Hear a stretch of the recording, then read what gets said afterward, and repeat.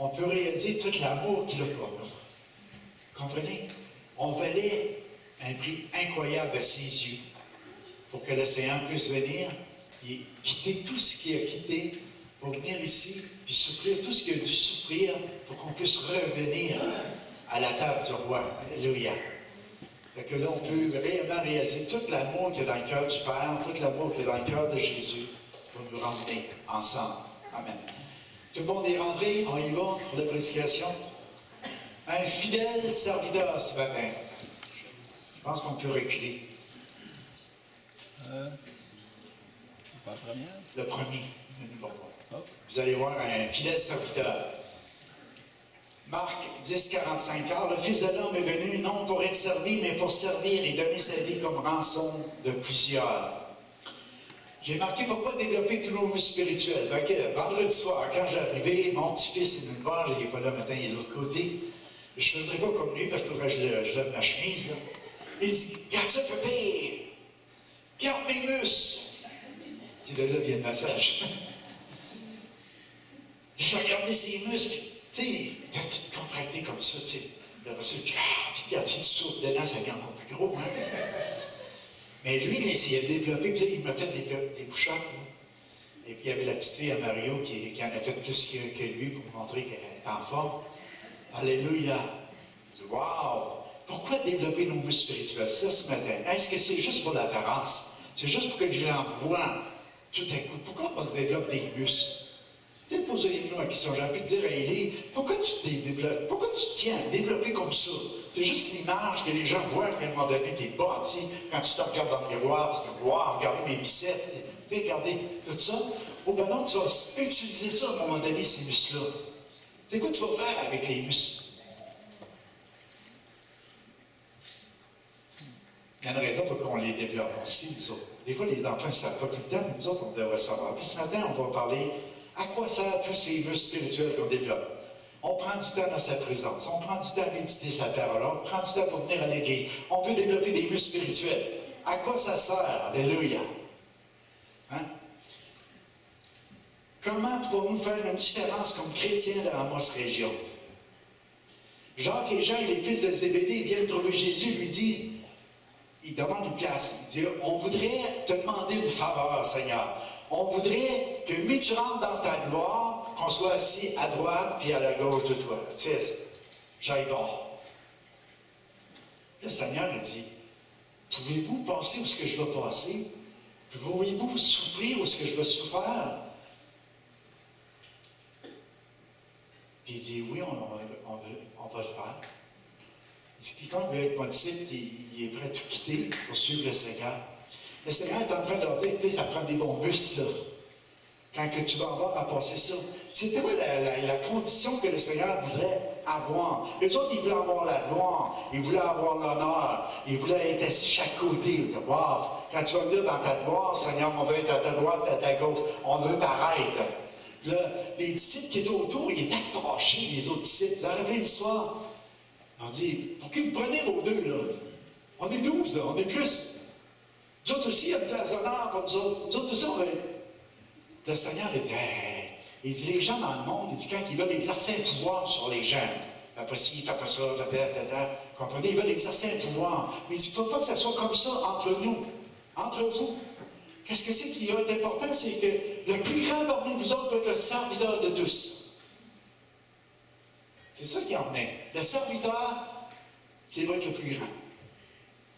Et après ça, il disait, un autre, si tu es le premier, sois un esclave. Deux éléments importants. Pourquoi est-ce qu'on veut développer nos muscles spirituels? Parce qu'on veut être grand aux yeux du Seigneur, c'est d'être un serviteur. C'est pas d'être rechercher d'être assis à droite ou à gauche, avoir des positions d'honneur, mais c'est plutôt de dire, je veux servir. Moi, le plus grand désir que le Seigneur veut pour chacun de nous autres, c'est qu'on le suive. Êtes-vous prêts à me suivre? Ça vous prend des muscles, la guerre. Il faut vous développer des muscles pour qu'elle suivre le Seigneur. Mais il dit, oui, vous voulez te suivre. Mais qu'est-ce qui va arriver? Vous allez devenir des serviteurs. Un serviteur, ça nous dit poursuivre, courir rapidement pour rattraper une personne ou une chose. Un serviteur, c'est ça que ça fait. Et là, il regarde, il court, puis tout de suite, il veut tout de suite servir. Il ne pense pas à lui. Il pense plutôt. Le Seigneur, ce qu'il veut, quand on décide de le suivre, de marcher avec lui, en développant nos muscles spirituels, c'est qu'on est là à courir pour faire ce que c'est qu'il désire qu'on fasse. Pas les choses qu'on veut faire, mais les choses que lui veut qu'on fasse. Pour ça, il faut être à son écoute. Comprenez, je veux dire. Un esclave, il dit, c'est quelqu'un qui est lié, attaché avec des chaînes, mettre des fers. C'est comme, à un moment donné, tu dis, Seigneur, je te donne ma vie, je te donne mon cœur. Hein, on l'a chanté ce matin. Je te donne mon cœur. Mais quand tu donnes ton cœur, puis moi je leur disais, quand tu prépares une prêche, ça fait 2 fois plus. Tu me donnes mon cœur, tu veux le reprendre de temps en temps? Est-ce que tu as décidé d'être un serviteur? Est-ce que tu as décidé d'être un esclave? Est-ce que tu as décidé d'être lié? Hey, je ne veux pas vous dire ce matin que vous allez faire pitié. Être esclave de Jésus-Christ, il y a la gloire qui nous attend. Alléluia. Il y a des choses incroyables qui nous attendent. Ce matin, je veux le développer. On a peut-être besoin, l'Église, de voir Jésus comme il est. Comment il siège, comment il est souverain, comment il est sous son trône, comment il est dans sa gloire. Qu'on réalise que c'est là qu'on est à lui. Et puis c'est là qu'on s'en va pour l'éternité. Mais en attendant, pendant qu'on est sur la terre, on est des esclaves de Christ, on est des serviteurs de Christ parce qu'on peut faire avancer le royaume de Dieu. On ne peut pas imaginer comment juste notre simple présence peut changer la vie de d'autres. Simplement une invitation à venir à une réunion, comment ça peut changer l'éternité de quelqu'un. Vous ne pouvez pas imaginer que vous permettez à cette personne-là d'entendre parler de celui qui peut le libérer, sauver, guérir, restaurer, transformer, faire toute la différence. Incroyable. Alléluia. Amen. On va passer à la suivante. On va dire que je l'ai cité pour celle-là. Le Fils de l'homme n'est pas venu pour être servi, mais venu pour servir. Fait que si on doit marcher sur les traces de Jésus, mes amis, développons nos muscles spirituels et commençons à suivre Jésus. Réalisons que c'est quoi qu'on fait quand on décide de suivre le Seigneur. J'essaie d'emmener la prédication ce matin en disant un fidèle serviteur, puis à travers tout ça, je disais, Seigneur, c'est quoi les qualités d'un fidèle serviteur? C'est quelqu'un qui s'engage, qui veut être un serviteur, qui veut être un esclave, qui veut tout faire pour faire avancer le royaume de Dieu, mais il y a des éléments importants pour que ça puisse être plus facile de pouvoir servir fidèlement notre Dieu. Et puis la première chose que je voyais, c'est d'être assoiffé de sa présence, d'être des passionnés de sa présence. Éternel, j'aime le séjour de ta maison, le lieu où ta gloire habite. On ne parle pas d'une bâtisse. Des fois, je suis blessé de voir sur Facebook, sur tous les réseaux qu'on peut voir que les gens ont l'air à mépriser la bâtisse. L'Église, ce n'est pas une bâtisse. Ils ont raison. Mais l'Église se rassemble dans une bâtisse, à quelque part. Que ce soit à Amos, à Val-d'Or, à Sainte-Terre, à La Sarre, dans n'importe quel secteur, l'Église, c'est le corps de Christ, c'est celui que le Seigneur a racheté, il a libéré de ses péchés, il les a emmenés à être ensemble, à souder ensemble, à greffer ensemble. Et dans chaque localité, c'est important qu'on ait un endroit pour se rencontrer. Paul écrivait à l'Église des Romains, aux Thessaloniciens, aux Éphésiens, puis si vous voulez vraiment saisir la pensée, il écrivait à chaque Église qui se rassemblait dans des endroits, dans des villes. La ville de Rome, la ville d'Éphèse, la ville de Thessalonique. C'était des chrétiens qui se rassemblaient là. Ce n'était pas des bâtisses, mais il y avait des bâtisses. Donc on peut enlever la pensée que quand on dit « je m'en vais à l'Église, mais Dieu n'est pas une bâtisse, ce que je ne vois pas là ». Mais non, l'Église, c'est le grand E qui se rassemble à l'intérieur d'une bâtisse. Quand vous n'êtes pas là, Dieu n'est pas plus site qu'ailleurs. Mais quand vous êtes là, Dieu est là. À cause de vous, vous êtes le corps de Christ. Vous comprenez ce que je veux dire ce matin? Que c'est important de venir ensemble.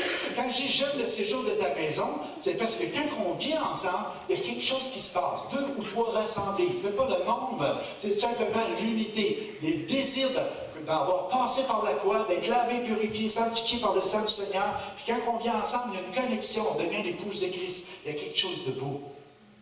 On peut devenir une grande famille. Joël, 6 enfants comme nous autres. Mais quand elle s'est mariée avec Sébastien, il était un et un, plus Jésus. Yes. Jésus n'est pas plus là, moins là aujourd'hui, parce qu'ils sont 6 ou 8. Ils se sont multipliés.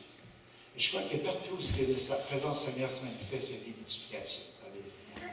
Parce que dans l'amour, ça fait mal. C'est l'intimité. Yes. Amen. J'ai mis la deuxième diapositive, c'est les coachs. Il y en a qui ont écouté la game du Canadien hier. Ça faisait un peu plus pitié hier. Mais ça va bien, pareil, cette année. Mais j'ai marqué des athlètes qui recherchent, désirent et aiment la présence de leur coach. J'aime le séjour de ta maison, le lieu où ta gloire habite. Il y a un endroit où on veut vraiment connecter avec son coach. On veut prendre la présence, prendre du temps dans la présence du Seigneur, être assoiffé. Je regardais, c'est pas des méga stars, c'est pas des superstars, ça se dit ça? C'est pas ça que Dieu veut. Parce que Jean, il dit, on va être assis à ta droite, on va être à ta gauche, on va être là. Le Seigneur, développez vos muscles spirituels, développez-vous, parce que j'ai des choses à faire, mais écoutez, prenez du temps dans ma présence. Commencez à entendre ce que le coach a à vous dire. Et puis je pense que c'est ça que Dieu recherche, des serviteurs fidèles, des gens qui sont assoiffés de la présence du Seigneur. Parce que des fois, on vit des situations de vie qui fait qu'on a besoin d'être coaché. On a besoin d'avoir quelqu'un qui nous aide. Moi, je regardais, qu'est-ce que c'est qui recherche? Je recherche avant tout un coach, c'est des gens qui veulent le suivre. Si je regardais l'équipe du Canadien, essaie d'imaginer qu'à un moment donné, le coach il dit, là, on prépare notre game, là, on va jouer contre Tampa Bay, on a besoin de joueurs, on a besoin d'équipe, puis je veux coacher des gens, et puis les gens ils sont là, ils viennent s'entraîner, il y a des conseils qui se donnent, et des gens se parlent. Hier, j'écoutais, puis je regardais à un moment donné, les assistants coachs vont trouver le coach, puis ils commencent à parler avec lui. Puis il essayait de ne pas se faire voir par l'autre bord, puis il est en train de... Lui, il avait remarqué le style de jeu que les autres avaient, et puis qu'il a été mis au courant de l'entraîneur-chef pour lui dire, regarde, il y a peut-être des choses à changer dans notre défensive, des choses à changer à tel et tel endroit, pour avoir encore une plus grande offensive, puis qu'on puisse réussir à les vaincre. Le but, c'est la victoire. Mais ils travaillent ensemble. Il y avait besoin du conseil du coach. Donc, moi, je pense que c'est ça qui est important, c'est que tout le monde, on doit compter les uns sur les autres. Moi, je crois qu'hier, les gens, ils comptaient sur Carey Price, mais lui, il comptait sur ses défenseurs. Les défenseurs, les autres, ils comptaient sur l'offensive. Et tout le monde demandait, ça devient tout de suite ensemble, chacun leur rôle, chacun leur position, chacun leur façon de faire. Mais à cause qu'ils sont connectés ensemble, à cause qu'ils sont présents, à cause qu'ils sont disponibles, à cause qu'ils sont prêts à travailler fort, il y a des résultats. Alléluia. Amen. Chacun à sa place, comme on pourrait dire. Fait que des fois, on se sent anxieux, stressé, coupable même. Qu'est-ce qu'on fait? On en parle au coach. Moi, c'est ça que je fais. Des fois, moi, je suis découragé. Ça vous arrive-tu d'être découragé des fois? Oui. Des fois, on est déprimé. D'autres fois, je dois vous dire, j'étais déprimé un peu, découragé un peu, parce que les gens viennent te voir et ils déménagent. Je dis, ils comprennent. Pas aucun problème avec ça. J'ai rencontré Alexandre cette semaine, il déménage à Val-d'Or. Il était à Val-d'Or, mais il va dans un collège biblique sur le côté des baptistes, puis il va s'attacher à l'église. Je dis, correct. Jean-Pierre puis Marie-André, ils déménagent à Val-d'Or aussi. Je suis content pour Val-d'Or, alléluia.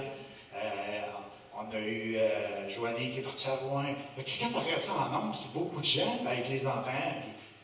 Puis, là, j'étais un peu découragé. Mais là, je m'en vais au district Québec. On avait une rencontre de conférence, ça me disait d'y aller. J'ai été fidèle à notre mouvement, j'ai été. Et puis, on avait un monsieur qui nous prêchait sur les petites églises.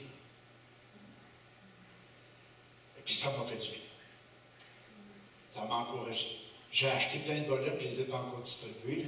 J'en ai acheté pour donner aux anciens et des gens. Je voulais finir de le lire avant. Mais j'ai insisté, j'ai dit à Daniel, quand il a commencé à écouter des messages en ligne. Parce que le gars, il était pasteur d'une église en Californie, et puis voisin de Rick Warren, d'un autre. De la gloire dans sa maison, je me rappelle juste de son livre que j'ai lu, Richard. Puis, c'était une autre église de 10 000. Puis, c'était des grosses églises, des méga-églises. Fait que lui, il était là, au centre de tout ça, puis il disait, mais Seigneur, j'en fais autant que les autres, puis je copie le même modèle, puis je donne tout mon cœur, puis je fais bien aussi bien que les autres. Tu comprends? Tout était centré sur lui-même. Et puis là, il commençait à vivre du stress, du découragement, puis c'était difficile. Jusqu'à temps que le Seigneur lui parle. Le Seigneur a dit, si moi, je ne voulais pas que tu deviennes pasteur d'une grande église. mais que je voulais que tu sois juste pasteur. Ça ne diminue pas. Un pasteur, c'est un pasteur. Le pasteur, c'est pas par la quantité. Vous comprenez, je dis? C'est juste d'être le pasteur de celui que le Seigneur te donne. Et puis, il a commencé à écrire un livre. Et puis, il a été invité partout, un peu partout en Amérique, pour donner des conférences. Parce que le Seigneur l'utilise puissamment pour faire réaliser aux gens que 90% des gens sur la terre, des milliards de chrétiens et plus que des milliards de chrétiens, sont formés à l'intérieur des petites églises. Parce que 90% des églises sont moins de 200 personnes. Puis que 80%, c'est entre 15 à 75 personnes. C'est là que la majeure partie des chrétiens sont formés, que les hommes de Dieu sont formés et sont développés. Parce que les méga-églises sont... Ça, je vous dis ça pour vous encourager ce matin notre Église. On est plus que 40% dans notre Église. Je n'ai pas fait le calcul vraiment, là. Mais je fais juste regarder, là, juste le département de célébration, qui sont toujours disponibles, qui sont là. Je fais juste regarder les cas du dimanche. Je fais juste regarder les différents ministères dans notre Église, des gens qui s'y prêtent, qui sont là, qui veulent travailler dans les comités, ministère d'administration ou autre. Mais on a plus que 40% des gens qui sont impliqués. Allez voir une église qui a 3 ou 4 000 personnes, même au Québec, ils ont à peu près 4, 5, 10% de personnes qui s'impliquent. Voyez-vous, le privilège des petites églises, c'est de développer des leaders, de développer des hommes et des femmes de Dieu, des gens qui vont s'impliquer dans l'œuvre de Dieu. Donc, on ne méprise pas les petites églises. Le Seigneur avait un groupe de 12. Alléluia. Il y avait sa foule, mais ce n'était pas toute la foule qui le suivait. On sait qu'à la croix, il n'en restait plus beaucoup. Quand tu passes des temps difficiles. Mais soyons de ceux qui suivent le Seigneur, qui disent, oui, je vais être un serviteur du Seigneur, je vais t'appeler le grand, hein? Je vais t'appeler celui qui va être l'esclave, qui va être lié avec la cause, alléluia. Jusqu'au bout du Seigneur, je vais aimer les gens, je vais aimer les gens qui te placent à l'intérieur de l'Église, je vais apprendre à les connaître, à les servir. Vous avez des défis devant vous autres, mes amis. Vous êtes là le matin, vous avez des défis. Le défi de vous connaître les uns les autres. Tu sais, le dimanche matin, tu arrives là, et tu dis, Seigneur, il y a peut-être des nouveaux un matin, il y a peut-être des gens qui ne sont pas là, que je n'ai pas vus depuis longtemps, puis je ne les connais pas vraiment. Mais mon défi le matin, c'est d'aller les voir, c'est d'aller les saluer, c'est d'aller leur parler, leur dire, mais comment tu as vécu ta semaine? Tu as déjà commencé à être l'Église de Dieu, à être au service de l'avancement du royaume de Dieu. Puis même avant d'arriver à l'Église, tu prends le téléphone, ça fait longtemps que tu as vu que quelqu'un n'est pas là, puis tu dis, il manque de quoi? Ben, je l'avais, hey, mon ami, j'aimerais ça pour te voir, tu viens pas à l'église de matin, on pourrait se jaser ensemble, on pourrait prendre un café avant. Comprenez ce que je veux dire? Ça change toute l'atmosphère, alléluia. Je ne suis pas obligé, mais je te mets des défis. Des fois, tu dis, ben moi, je n'ai pas les talents d'aller chanter là-bas, d'aller jouer de la musique. Il y a d'autres choses qui vont avoir beaucoup de puissance dans le corps de Christ. Juste ta présence m'encourage, moi.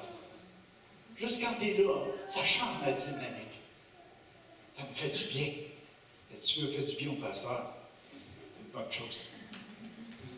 Vous avez votre liberté.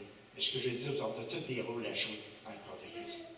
Prenons ça au sérieux parce qu'on a donné notre vie au Seigneur. Je te donne mon cœur. Ça veut dire que je deviens ton esclave. Je deviens ton serviteur. Mon seul but maintenant, c'est d'être une utilité à développer le royaume de Dieu. Que ton règne vienne sur la terre comme au ciel.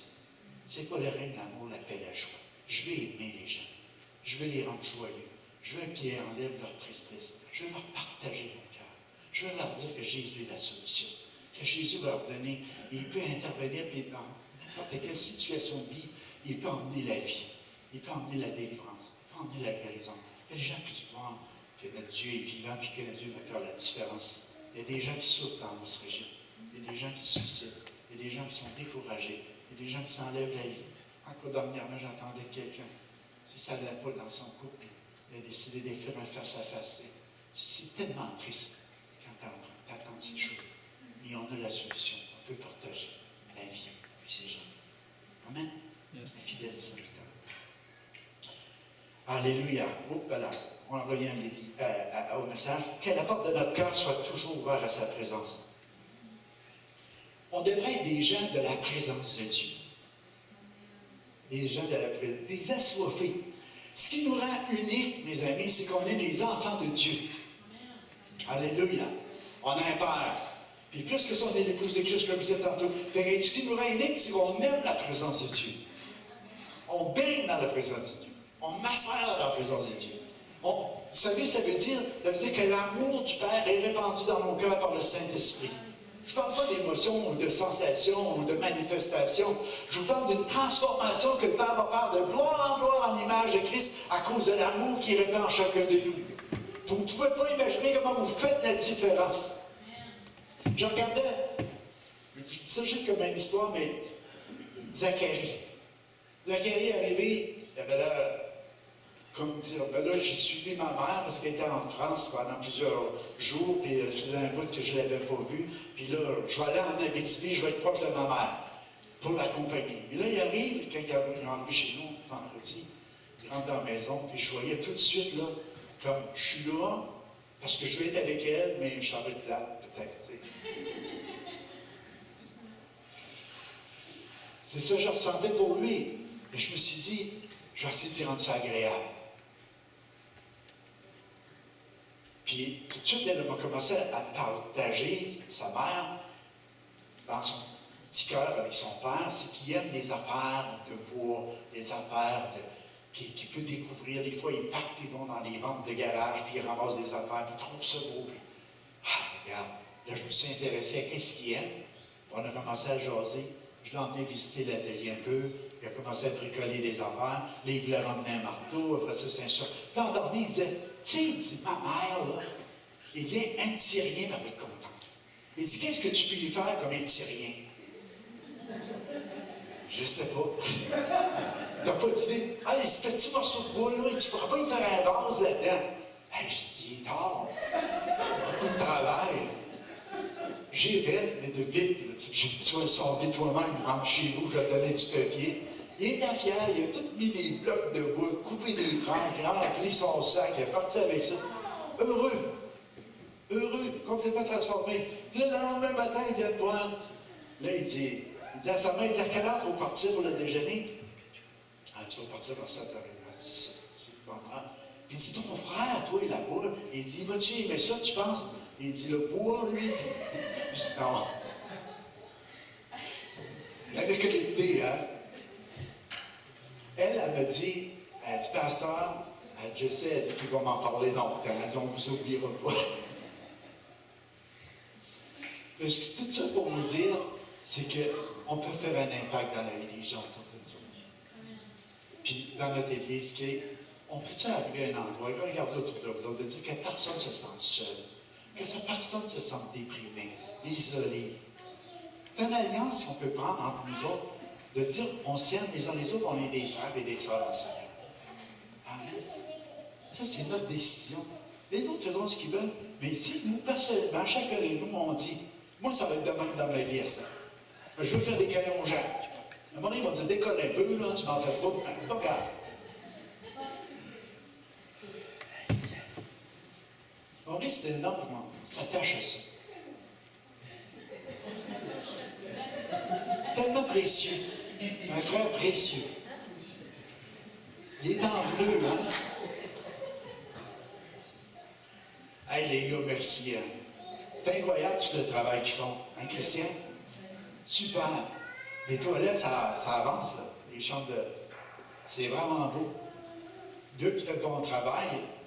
Maurice, il coupe comme un spécialiste. Je pense qu'il va s'ouvrir une shot bien avant. Puis Christian, on le connaît. On connaît son travail. Merci, Seigneur. Ça, c'est des bandes de corps. Vous savez, vous pouvez venir les aider. Là. Pas de problème. Chez Jean qui en fait beaucoup aussi. La droite. On va rebâtir. Puis, si c'est pas avant les fêtes, ça va être les fêtes, mais on va aller de l'avant. Puis, merci pour tout ce qui se fait. Ça bouge, ça avance, c'est merveilleux. Même si ça avance tranquillement, des fois, on ne méprise pas ça. Merci, Seigneur. Tu sais, moi, Raymond m'avait dit, je ne sais pas si elle ne veut pas faire pleurer Naomi. Ah, je viens Naomi. Oh, Naomi! Elle m'avait dit, tu sais, pasteur, tu vas t'en faire pour 2 ans d'avance ici, tu sais, il y a des réparations. Je sais, Raymond, mais il faut bien commencer à quelque part. Parce que plus qu'on en remet ça, ça va aller 2 ans plus loin, plus loin. Ça va être un autre qui va l'avoir. Mais moi, je bénis le Seigneur parce que c'est enclenché, ça avance. Yes. Et puis, elle va le voir du haut du ciel, si Dieu lui permet. Mais elle a bien d'autres choses à voir qu'elle sans chrétien, je pense. Alléluia. Amen. Ah, il faut que j'avance. Je demande à l'Éternel une chose. Une chose. La première, que je désire ardemment. Je voudrais habiter toute ma vie dans la maison de l'Éternel pour contempler la beauté de l'Éternel, pour admirer son temple. La première chose qu'un serviteur fidèle demande, moi, je trouve que c'est la meilleure. Puis je dois la désirer ardemment. Admirer son Saint-Temple. Désirer la présence de Dieu. Voir Jésus dans toute sa beauté, dans tout son éclat, dans toute sa magnificence, dans toute sa splendeur, dans toute sa... Wow! Hein? Est-ce que c'est ça que vous désirez ardemment? Moi, à chaque fois, je ne sais pas, à chaque fois, je ne m'arrange pas avec toi le matin, je peux pas. Mais à chaque fois, je rentre dans la présence de Dieu, dans la louange, Seigneur, je veux te voir. Je veux te voir.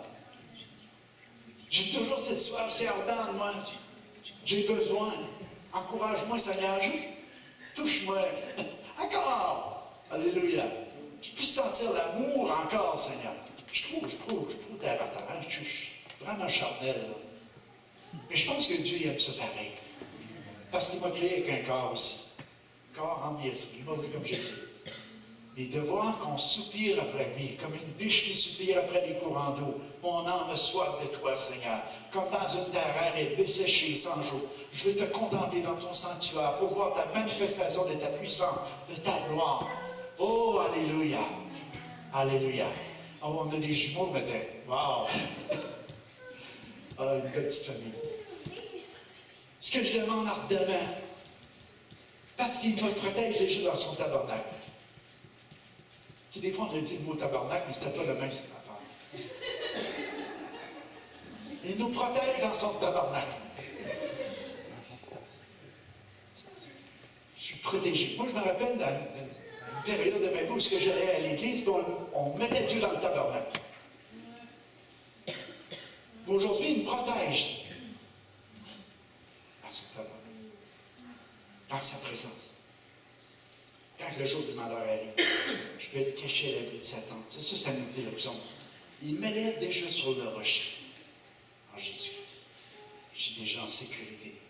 Je suis placé à un endroit où je ne peux pas être allé. Déjà, ma tête se dresse au-dessus des ennemis qui m'entourent.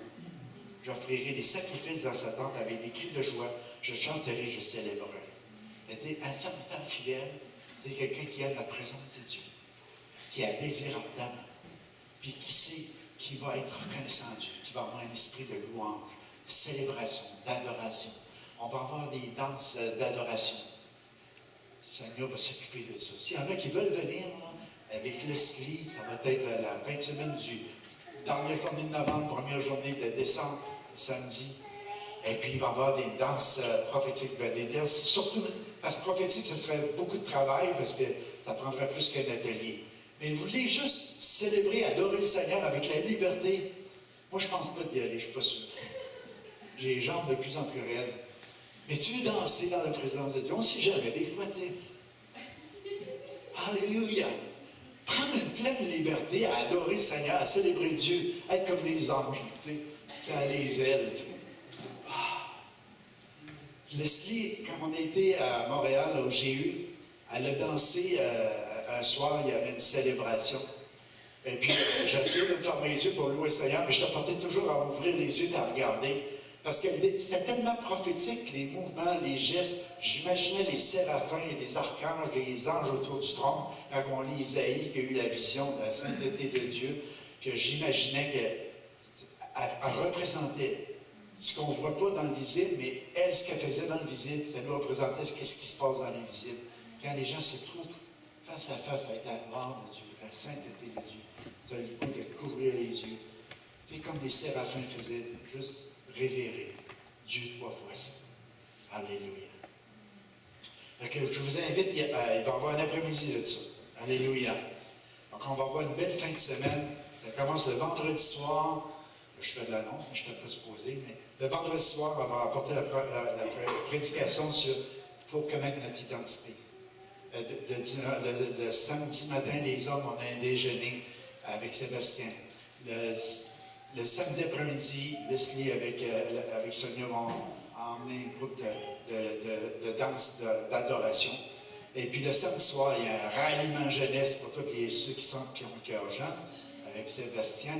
Et puis le dimanche matin, ça va se terminer par soif d'intimité. Si vous avez soif d'intimité. Donc on va être une belle fin de semaine qui s'en vient, 1er décembre. Manquez pas ça. Alléluia. Où est-ce qu'on est rendu? Que je me suis éloigné. Alléluia. Le suivant, est-ce que les muscles se développent quand on est suivi à un effort constant? C'est ça.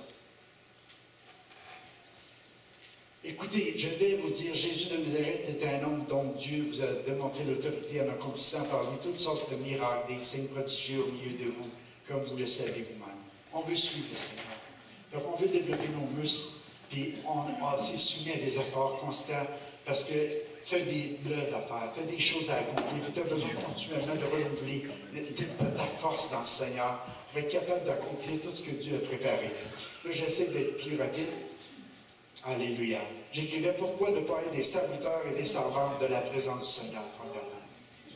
On va développer à ce moment-là nos muscles, puis on va rendre avec un effort plus constant. Plus qu'on va être des célébrants, plus qu'on va être des gens qui aiment la louange, l'adoration, la parole de Dieu, la prière, ces principes-là. On va développer nos muscles. Pourquoi? Parce qu'on a des choses à faire après, avec ces muscles que Dieu va nous donner. On va devenir de plus en plus à l'image de Christ. C'est dans 2 Corinthiens 3,18, il nous dit « Or, nous tous, contemplant la face découverte de la gloire du Seigneur, nous sommes transformés à la même image, puis de gloire en gloire, par le Seigneur en esprit. » Et que plus on va se tenir dans cette présence-là du Seigneur, plus on va développer à son image, plus on va devenir fort comme lui, plus on va être capable de se rendre jusqu'au bout, comme Jésus qui a dit « Regarde, êtes-vous capable, la gang, de faire ce que je dois vivre? » Puis il a dit, oui, nous allons le faire. Est-ce qu'on est capable de dire, nous aussi, nous allons le faire, comme Jean l'a répondu, comme les fils de Zébédée l'ont répondu, en disant, on veut être assis à ta droite et à ta gauche. Mais il dit, vous voulez être grand, commencez à être des serviteurs. Mais développez votre pouvoir, votre force pour pouvoir le faire jusqu'au bout. C'est une façon de le développer. Moi, j'écrivais, c'est passons de l'état d'enfant à adulte dans le Seigneur. Les muscles se développent quand ils sont soumis à des efforts constants. Ils n'ont qu'à pas fuir nos responsabilités. C'est le processus que le Père prend pour nous faire croire, pour nous faire grandir. Il ne faut pas fuir ça, c'est plutôt juste continuons, parce que ces muscles-là sont soumis à des efforts constants, ils vont se développer. Ils vont se développer dans le Seigneur. Persévérons dans ce processus malgré la douleur. Jésus, quand j'écrivais ça, je pensais à Jésus, à un moment donné, il était dans le jardin de Gethsémani, il était vers la fin de sa vie. Il dit, Père, si c'est possible, éloigne de moi cette coupe. Là, il voyait venir ça, puis il disait, oh, mes muscles ne pourraient pas supporter ça jusqu'au bout. Je me sens faible devant ça. Mais c'est le plan du Père. Tu sais, le plan du Père, il faut que je me rende jusqu'au bout. Il grandissait. C'était difficile de penser de mourir sur la croix, d'être séparé de la présence de son Père. Mais il fallait qu'il passe par là pour notre salut. Il dit, oui, Père, que ta volonté soit faite. Pas la mienne. Et quand ils l'ont fouetté, ils l'ont crucifié, puis il était là sur la croix, puis jusqu'au bout, à un moment donné, il a dit, Père, tout est accompli. Les muscles sont faits jusque-là. Alléluia. Tout est accompli. Le Seigneur ne te demande pas peut-être de mourir sur la croix pour Jésus. Mais si tu veux le suivre, prends ta croix et suis-le. Mais ça va te prendre des muscles. Ça va te prendre des muscles. Puis quand tu regardes à la vie de Jésus, qu'est-ce que tu vois? Jésus passait du temps avec son Père. Jésus était souvent dans la prière, le matin très tôt, l'après-midi, le soir. Ce n'est pas une question de dire qu'il faut que je prie 3 heures par jour. C'est une question de relation constante avec Dieu, d'intimité constante avec Dieu. 24 heures sur 24, prier sans cesse, toujours avoir un cœur ouvert à la présence de Dieu, à échanger avec lui. Seigneur, j'ai besoin de toi. Seigneur, donne-moi la force. Seigneur, donne-moi les paroles. Seigneur, donne-moi qu'est-ce que j'ai besoin pour faire ce que j'ai à accomplir. Jusqu'au bout. Tout ce que tu as préparé d'avance, que je puisse le faire. Parce qu'il a préparé des œuvres pour chacun de nous autres. Alléluia. Pouvons-nous boire la coupe de douleur que Jésus a bu, ou recevoir le baptême de souffrance que Jésus a reçu? C'est ça qu'il a dit aux fils de Zébédée. Les autres, ils ont répondu, nous le pouvons. Est-ce qu'on est capable? Est-ce qu'on peut dire ce matin au Seigneur, nous le pouvons? Pensez-y, nous le pouvons. C'est à apprendre à ne jamais abandonner, à persévérer, à continuer. La première Église, ça nous dit, ils persévéraient dans l'enseignement des apôtres, dans les prières, dans la communion fraternelle, et puis aussi dans la fraction du pain. Les 4 éléments de base pour développer ses muscles spirituels, pour devenir des chrétiens, des croyants forts. Psaume 97, on va aller le suivant. Vous me donnez encore 7-8 minutes? Oh oui. Je ne me rends pas pour un quart, ça je vous promets. Si Dieu vient, moi je me tasse, OK? Psaume 97, 1. L'Éternel règne, que la terre soit dans l'allégresse, que les îles nombreuses se réjouissent, la nuée, l'obscurité, l'environnement, la justice et le droit sont la base de son trône. Un feu marche devant lui, il embrasse ses adversaires alentour. Cette clair illumine le monde, la terre le voit et tremble, les montagnes fondent comme de la cire devant l'Éternel, devant le Seigneur de toute la terre. Les cieux annoncent sa justice et tous les peuples voient sa gloire. Moi, je parle à un fidèle serviteur respectueux devant sa souveraineté. On doit réaliser qu'à un moment donné, notre Dieu règne. Alléluia. On veut, l'Église, depuis des années peut-être, regarde trop aux choses terrestres. Regarde pas assez à lui, à qui qu'il est. Alléluia. Si on relève nos yeux un petit peu, si on commence à regarder, vous savez, je vous disais ça vendredi soir, Moïse, à un moment donné, il sentait l'appel de Dieu à faire un ministère. Puis à un moment donné, il a commencé à regarder autour de lui, puis il voyait que personne ne le voyait, mais il voyait qu'il y en avait 2 qui se battaient entre eux autres. Il a été les défendre, puis il a tué l'Égyptien. Vous vous rappelez? Il a tué l'Égyptien.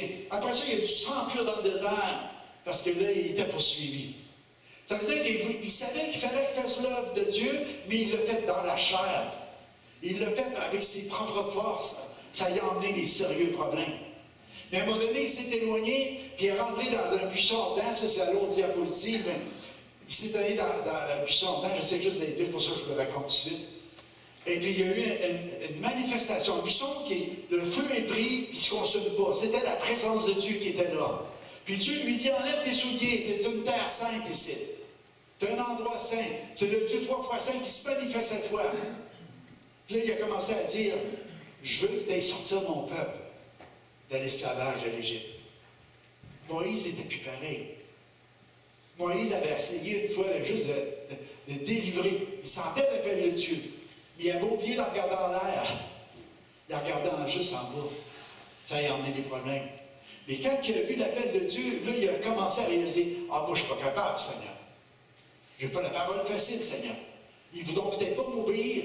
Si je leur dis quelque chose, ils ne voudront pas le faire. Ah, moi, quelqu'un d'autre. Moi, j'ai de la misère à parler. J'ai un problème.